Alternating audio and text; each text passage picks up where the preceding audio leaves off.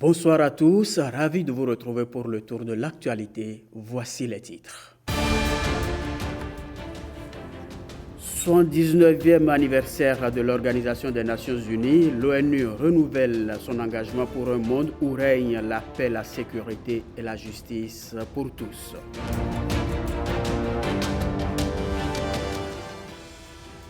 De beaux jours en perspective pour les filières crabes et huîtres au Bénin. Le projet Caliche vient d'être lancé. Il entend améliorer la qualité et la commercialisation de ces deux produits. Candidats aux bourses et secours universitaires, à vos claviers, le processus de demande en ligne est ouvert. Il court jusqu'au 9 février 2025.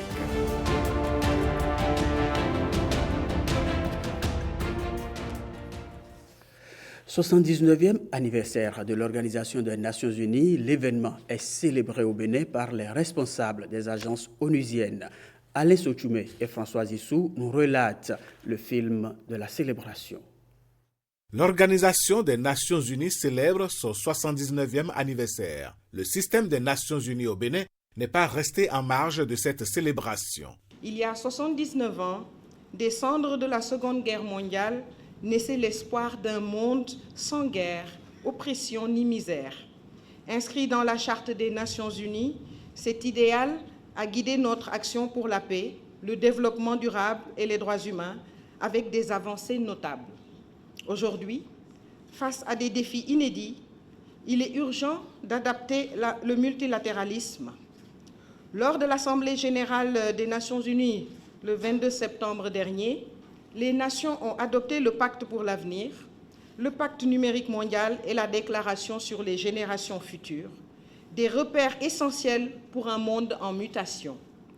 Ces documents, fruits d'une intense collaboration entre États membres, marquent une étape clé dans l'évolution de l'ONU.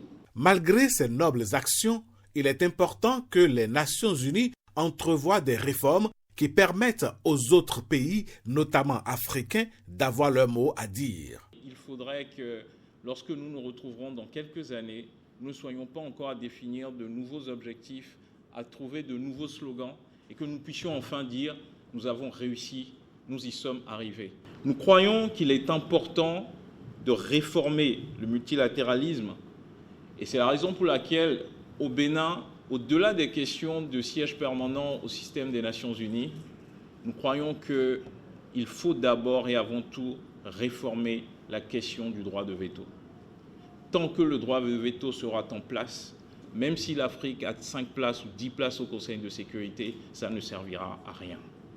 Et donc aujourd'hui, en cet anniversaire du système des Nations Unies, je me permets de le dire, de rappeler le fait que pour nous au Bénin, la vraie réforme est celle qui va jusqu'à la réforme du droit de veto, qui permette de promouvoir un système multilatéral dans lequel le consensus devienne la nouvelle règle et la nouvelle norme, et que nous ne soyons pas simplement dans un multilatéralisme où certaines puissances imposent leur desiderata en utilisant leur droit de veto. C'est important que nous le fassions, c'est important si nous voulons que le multilatéralisme soit accepté par nos peuples, soit accepté par cette jeunesse vibrante que nous avons en Afrique et que nous avons au Bénin et qui attend de nous des résultats. Au cours de cette commémoration, 7 journalistes béninois ont reçu des attestations pour leur engagement dans la sensibilisation pour l'atteinte des objectifs de développement. Nous constatons sur le terrain, nous dénonçons, nous disons ce que nous voyons. Mais après tout, c'est aux gouvernants qu'il revient d'agir. Les actions, c'est beaucoup plus à leur niveau. Donc, en tant que journaliste, la veille, elle doit être toujours permanente à notre niveau. Les questions de conscientisation, d'appel à mieux faire sur les questions de santé, sur les questions d'éducation, sur les questions de changement climatique qui affectent au quotidien nos populations. Autant de préoccupations, c'est vrai, sur lesquelles des actions sont menées, mais quand on se met au niveau de la société, c'est à croire que rien n'est fait et donc il faudra faire davantage. L'action du système des Nations Unies vise à travailler à un monde pour la dignité humaine et l'égalité des opportunités pour tous. 26 octobre, date souvenir au Bénin. Le 26 octobre 1972, le Dahomey vit un énième coup d'État militaire. Il s'ensuit l'instauration d'un régime marxiste-léniniste dirigé par le commandant Mathieu Kérékou, tournant décisif dans l'histoire du pays secoué par une instabilité politique depuis son indépendance en 1960. 52 ans après, Marcel Ahossi nous rafraîchit la mémoire. Il était une fois, le 26 octobre 1972, au Dahomey, un matin où le vent du changement souffle, emportant avec lui l'instabilité politique et laissant place à un homme en uniforme, prêt à transformer le destin de la nation. Depuis l'indépendance en 1960, le Dahomey vacillait sous le poids des rivalités régionales et de gouvernements éphémères. En moins de 12 ans, 3 présidents, Hubert Maga, Souroumiga Apiti et Justin Aomarigbe, avaient tour à tour pris les rênes du pouvoir, mais sans jamais parvenir à instaurer une paix durable. Le peuple, fatigué par les querelles politiciennes, attendait un changement qui allait venir du cœur de l'armée. Dans cette aube du 26 octobre 1972, la ville de Cotonou se réveille sous une tension particulière. Des rumeurs circulent, mais rien de concret. Puis, soudain, la nouvelle éclate. Le commandant Mathieu Kérékou et ses hommes viennent de renverser le gouvernement. En quelques heures, le conseil présidentiel est dissous, la présidence tournante abolie et l'armée prend le contrôle, sans rencontrer de réelle opposition. Dans un discours radiophonique, Kérékou s'adresse à la nation avec des mots simples, mais pleins de promesses. L'armée s'engage solennellement à donner au peuple dahoméen l'espoir d'une aube véritablement nouvelle. Vive l'armée, vive la révolution, vive le Dahomey, Cotonou, le 26 octobre 1972.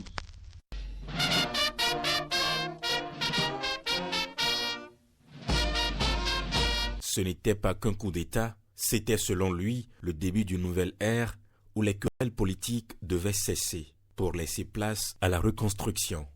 Ce jour-là, la jeune République change de cap.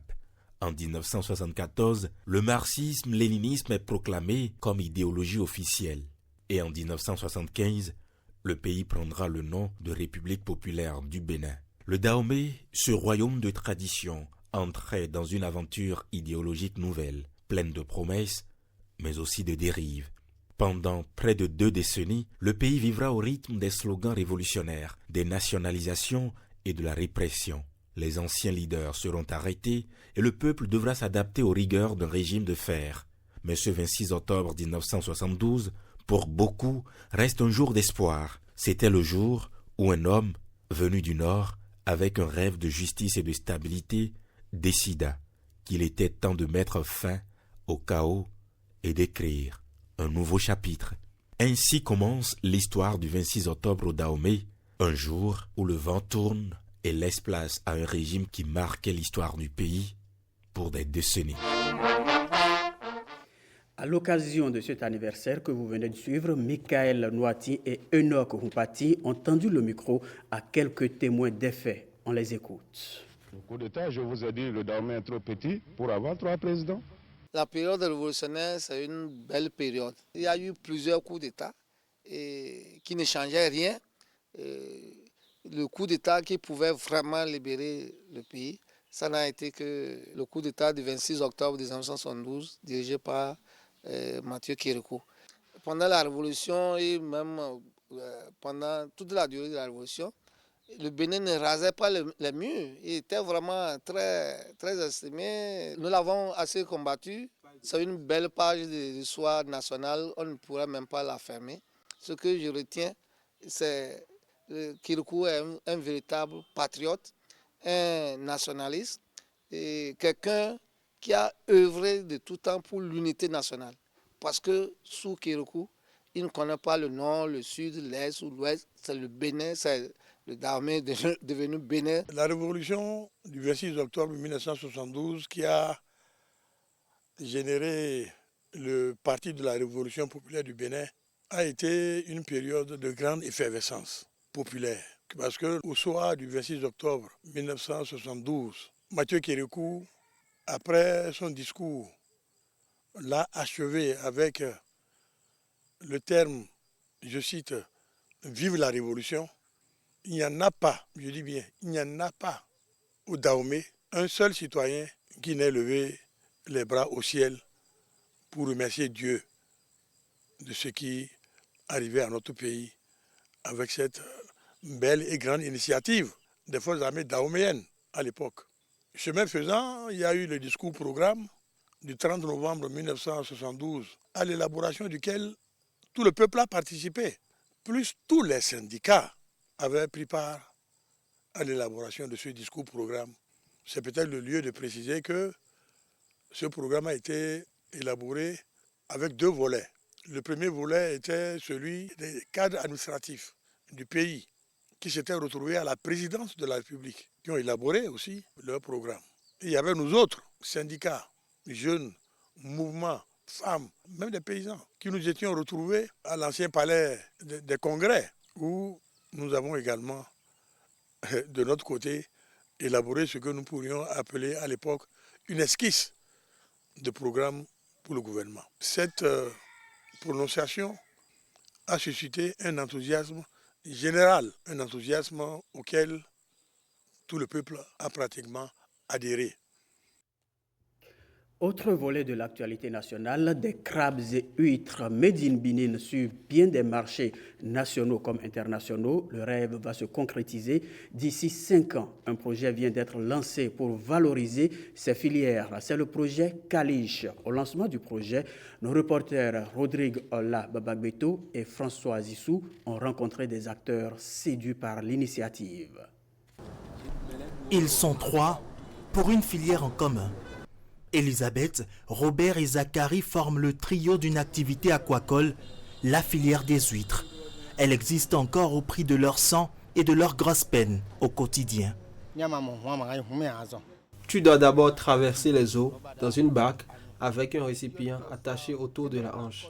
Ensuite, il faut plonger la tête dans l'eau et revenir déposer les huîtres collectées une à une dans le récipient jusqu'à le remplir. Pour débarrasser les huîtres de leurs coquilles, nous nous servons du couteau qui nous coupe souvent les doigts. Des fois, nous poursuivons le travail, les doigts ensanglantés. Il faut traiter les huîtres une à une et les laver avant de les vendre aux consommateurs ou aux revendeurs. Quand ils applaudissent ici, c'est à l'entendement d'une réduction de toutes ces peines et une meilleure valorisation à venir pour ces produits qu'ils collectent. Le projet Caliche apparaît pour une gestion durable des filières crabes et huîtres au Bénin.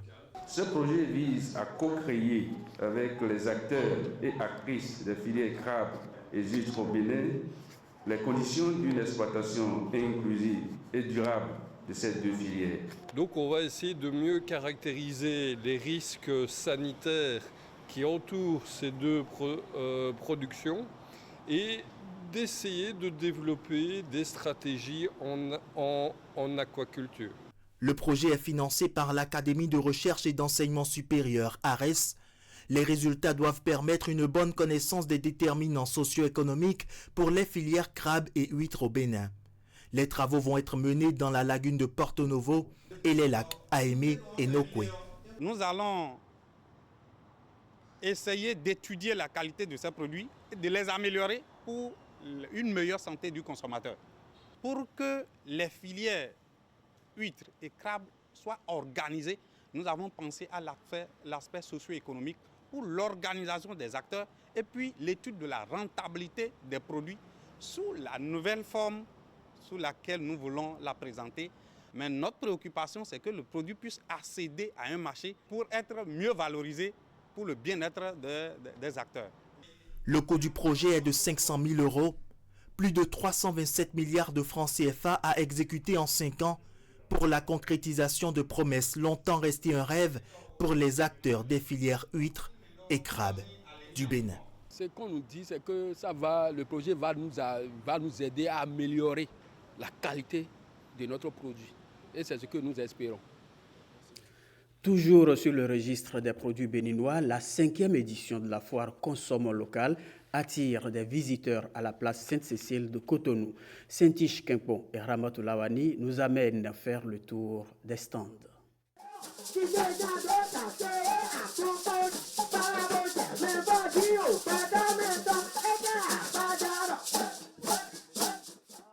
Voilà ce à quoi on peut assister cette année à la foire du consommant local des départements de l'Atlantique et du littoral. Cette année, l'innovation a été des villages artistiques et culturels pour montrer que la consommation n'est pas seulement vestimentaire, la consommation n'est pas seulement alimentaire, mais la consommation, c'est aussi l'œuvre de l'esprit.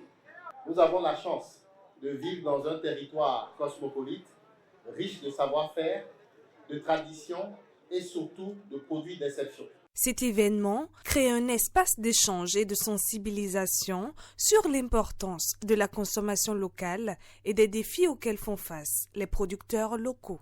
Chaque fois que nous achetons un produit made in Bénin, nous soutenons un producteur, une famille et nous participons à la création d'emplois. C'est également la preuve de votre engagement à assurer une meilleure visibilité à nos produits locaux au plan sous-régional.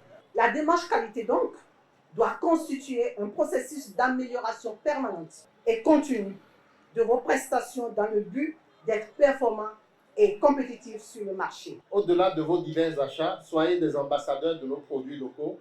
Ensemble, faisons vivre et prospérer ce patrimoine qui est le nôtre. La foire du consommant local alimentaire, passant par l'art vestimentaire et aussi musical, est un pas vers une consommation plus responsable et un soutien à l'économie nationale.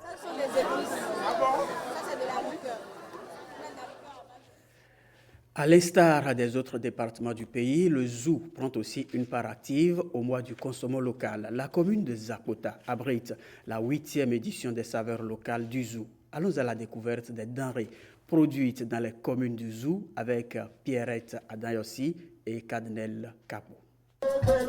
Encourager le savoir-faire des artisans et producteurs locaux et promouvoir l'économie locale. C'est le double objectif poursuivi par les organisateurs de la foire des produits locaux. Pendant 4 jours, les visiteurs auront droit à une panoplie de produits exposés. Nous sommes spécialisés dans la transformation des pelles en objets d'art et de beauté. Par exemple, ce drapeau, c'est fait avec les pelles. Et l'Amazone également, c'est fait avec les pelles. Et il y a tous ces articles qui sont également faits avec les pelles. Nous venons ici pour exposer les produits que nous avions faits à base de moringa. Le thé de moringa, la poudre des feuilles de moringa, du tofu au lait que nous avons l'habitude de manger. Et nous avons introduit maintenant la poudre de moringa dedans, donc du tofu au moringa. L'objectif principal visé est la promotion de l'économie locale, c'est-à-dire la valorisation de nos talents locaux et des produits locaux. Cette 8e édition de la foire des saveurs locales du Zou met ainsi en valeur les petits producteurs en plaidant pour l'achat de leurs produits. Les saveurs locales du Zou constituent un espace privilégié d'échange économique et de promotion du consommation local qui souscrit à la cohérence de la démarche Bénin Entreprendre Solidaire avec son territoire PEST. Elles permettent également aux entrepreneurs solidaires, aux porteurs de projets d'entreprise, aux consommateurs et aux élus locaux de partager les rêves d'un territoire où les questions essentielles liées au développement économique local sont articulées autour de la valorisation des produits locaux. Et cela pour permettre à nos vaillants et vaillantes entrepreneurs un espace pour mettre en avant leurs produits, qu'ils constituent des réseaux d'acteurs et qu'ils soient de plus en plus performants. Je voudrais nous inviter tous à faire un effort, ne serait-ce que cette période-là, pour valoriser notre production locale. Ça va développer l'industrie de chez nous. Au menu de la foire qui s'étend sur plusieurs jours, des expositions vente des produits faits exclusivement dans le Zou, des formations en restauration, des concours en art culinaire et de la musique traditionnelle. Des panels de discussion sur la valorisation des produits locaux sont également prévus. Offrir des services financiers d'épargne, de dépôt et de retrait là où ils ne sont pas encore disponibles, c'est la principale mission du comité de pilotage et du secrétariat permanent de la stratégie nationale de l'inclusion financière. Les membres du comité ont été installés par le ministre d'État chargé du développement et de la coordination de l'action gouvernementale, Esther Pazou. Beaucoup de nos concitoyens, là où ils vivent, n'ont pas accès aux services financiers. Inverser la tendance, c'est désormais la mission du comité de pilotage et du secrétariat permanent de la stratégie nationale d'inclusion financière. C'est un instrument qui se concentre essentiellement sur l'utilisation durable des services financiers formels. Le comité de pilotage a pour mission de donner les orientations pour la coordination, le suivi et l'évaluation de la mise en œuvre de la SNIF. À ce titre, il est chargé de donner les directives et les grandes orientations en matière d'inclusion financière en fonction de l'évolution de l'environnement national, régional et international. Tel que conçu par le gouvernement, il s'agit de faire en sorte que les populations bénéficient d'une éducation financière et aient un accès sécurisé aux produits et services financiers dans un cadre légal et réglementaire adéquat. Nous allons être attentifs à la feuille de route qui va définir des objectifs précis en matière d'inclusion financière. Nous devons pouvoir tous les ans constater que sur ce chapitre-là, il y a une amélioration du fait de nouvelles initiatives qui sont là, du fait de l'approfondissement de ce qui existe déjà, pour que partout dans ce pays, dans tous les départements, dans toutes les communes, pour ne pas dire dans tous les arrondissements, nos compatriotes aient de plus en plus accès à la finance. Selon un rapport de l'UEMOA, l'indice d'inclusion financière du Bénin est passé de 0,479 en 2016 à 0,667 en 2021. L'ambition est d'améliorer cette performance et de faire de l'inclusion financière un facteur de croissance économique.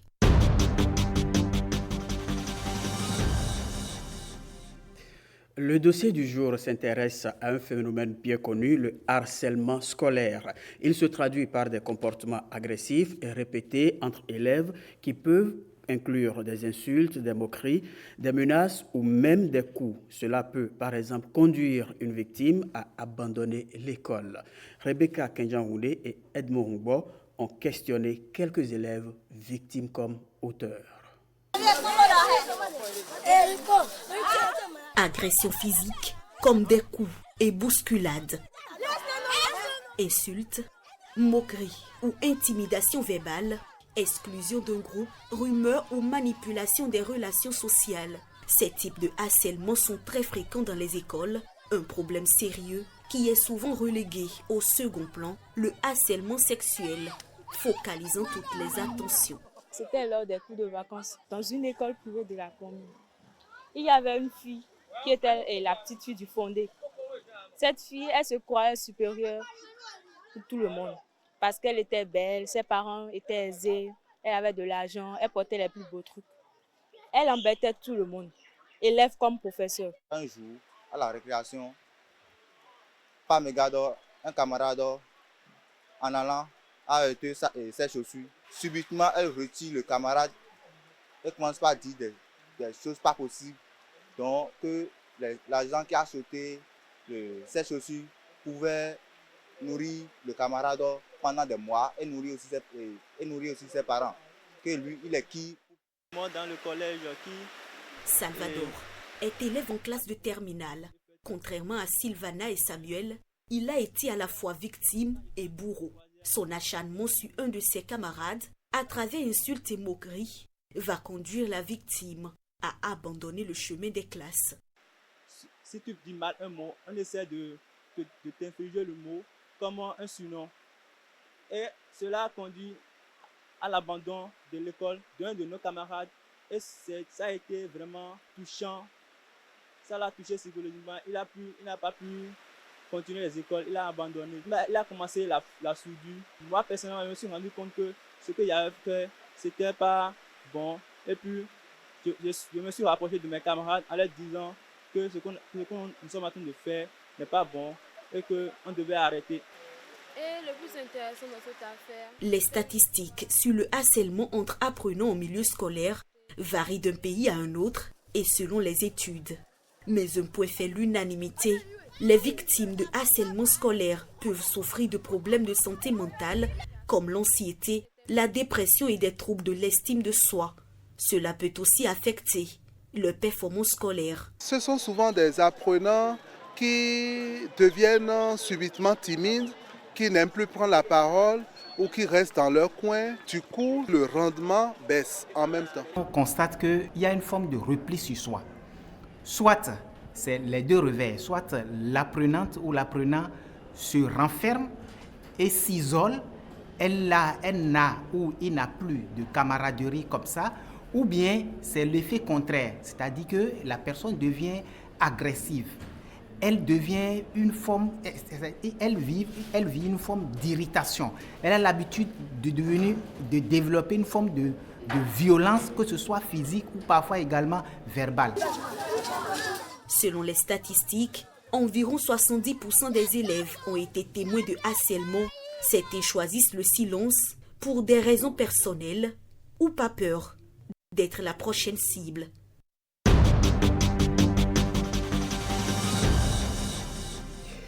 Le processus de demande en ligne des allocations d'études universitaires au titre de l'année académique 2024-2025 est ouvert depuis le lundi 21 octobre 2024. Il prend fin le dimanche 9 février 2025 à 0 heure. C'est un délai de rigueur, comme précisé dans cet élément de Alessandra Djotan. Cette information intéresse tous les étudiants allocataires des universités publiques du Bénin. Ils sont invités à se rendre en ligne sur le site bourse-enseignement-supérieur.bj pour les formalités de demande d'allocation au titre de l'année académique 2024-2025. Comme mentionné dans le communiqué officiel, les étudiants qui n'ont pas pu faire leur demande d'allocation au titre de l'année académique 2023-2024 peuvent à titre exceptionnel accéder à la plateforme pour rattraper leur demande. En tout état de cause, aucun étudiant ne pourra bénéficier d'une allocation d'études universitaires s'il ne s'inscrit en ligne dans les délais requis. Démarré le lundi 21 octobre 2024 à 0 heure, le processus de demande en ligne prendra rigoureusement fin le dimanche 9 octobre 2025 à 0 heure. C'était un homme politique intègre. Il a su lutter pour ses idéaux et pour son pays, le Niger. Ama Amani est passé de vie à trépas le 23 octobre dernier. La présidente du parti Renaissance nationale lui a rendu hommage. Suivons ici le contenu de cet hommage. C'est avec Deogracias Menaï et Jérôme Humbo. Ama Amadou incarnait l'engagement politique et intellectuel au service de son pays, le Niger. Diplômé en droit et en sciences politiques, il comprenait la force des idées et le poids des décisions pour bâtir un État juste où chaque citoyen pourrait aspirer à un avenir meilleur. Tout au long de sa carrière, il a lutté pour ses idéaux avec une détermination inflexible, traversant des épreuves qui auraient pu ébranler même les plus courageux. Il était un homme de conviction, parfois incompris, mais toujours audacieux, prêt à défendre les causes qu'il estimait justes, sans jamais reculer devant l'adversité. Sa carrière est jalonnée de moments marquants qui témoignent de son dévouement pour l'Afrique et son aspiration à une souveraineté véritable, guidée par le respect des valeurs universelles de justice et de dignité humaine. Au-delà du politique, Ama Amadou était un homme d'esprit, un amoureux des lettres et des débats d'idées. Ses écrits et ses discours ont inspiré des générations de Nigériens et d'Africains, rappelant sans cesse que le développement et la paix passent par une gouvernance intègre et une vision éclairée. Ses idées, ses mots et ses actions ont laissé une empreinte indélébile dans l'histoire du Niger et au-delà. À ses proches, à ses amis, à ses compagnons de route, j'adresse mes condoléances les plus sincères. Madame Claudine Afiavi Prudencio, présidente du parti Renaissance nationale.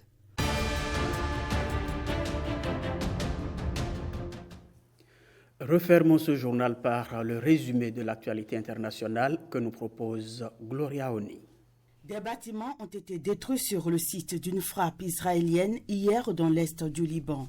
Un village a été touché par une frappe aérienne sioniste. Au moins 1580 personnes ont été tuées dans les frappes israéliennes sur le Liban depuis le 23 septembre, à partir des chiffres du ministère libanais de la Santé. D'énormes nuages de fumée se dégagent à la suite des frappes israéliennes sur un village dans le sud du Liban, tandis que des panaches de fumée s'élèvent au-dessus du village voisin où l'armée israélienne a fait exploser des maisons. L'agence de presse nationale libanaise a rapporté que l'armée israélienne avait dynamité des maisons dans 2 villages du sud du Liban, situés à la frontière avec Israël, engagés depuis plus d'1 mois dans une guerre avec le mouvement pro-iranien Hezbollah. De son côté, l'armée israélienne a fait état de l'explosion d'une importante quantité d'explosifs au Liban, si forte que les signaux d'alerte au séisme ont été activés dans une grande partie du territoire israélien. Des images de la frontière entre le Mexique et les États-Unis dans le nord du Mexique. Une sécurité probablement renforcée. L'immigration est régulièrement citée comme un problème majeur pour les électeurs américains à l'approche de l'élection présidentielle du mois prochain. Fin du journal, agréable week-end en compagnie de la nationale.